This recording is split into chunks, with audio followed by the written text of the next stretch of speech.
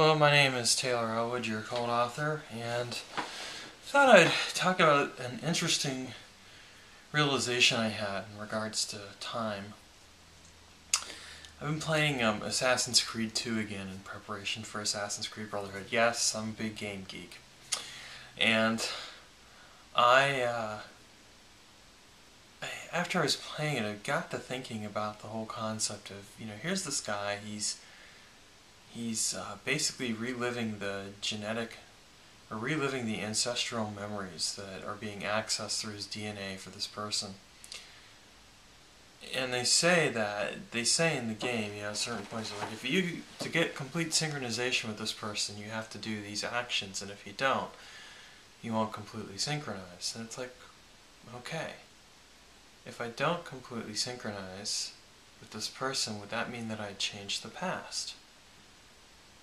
Would, in fact, being able to access these ancestral memories and do something different change the past for me? Would it mean I no longer existed? It's kind of a weird thought to consider. And honestly, it may not even be all that relevant because, in a sense, because you're accessing those ancestral memories,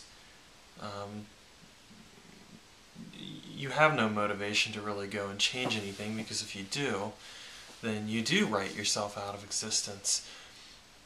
But also the question comes, can you even affect the past in that way? And I think there are certain things you can change about the past, but I think that whatever it is you can change about the past really has to apply to yourself. So I wouldn't think you'd really be able to change your ancestral memories so much as maybe you'd be able to change something in your own past, because that is something you're a part of much more directly than, say, an ancestor. And then the question comes, well, if I can change something in the past, does this change who I am? And I think that we have to look at it in the sense that time isn't linear.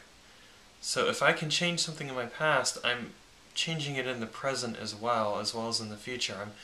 I'm changing it in every moment of time that I've already existed in and am existing in and will exist in. And if that's a little mind-boggling for you, just consider that time, if it's a perception, which I think it is, if it is a perception, there's still something to be said for being able to just access and change those perceptions of, say, a younger you by being able to send your presence back and work with that younger you and change some things there, and still in fact in fact write into that younger you the present you that will eventually occur. This is kind of some of the stuff that I'm working on with time magic, space-time magic right now, and so I'll definitely have more thoughts on this as time goes on, but this is prompted in part by watching and playing a video game.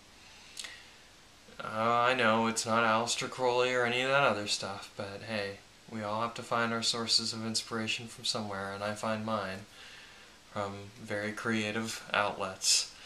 Thanks very much for watching, and catch you next week.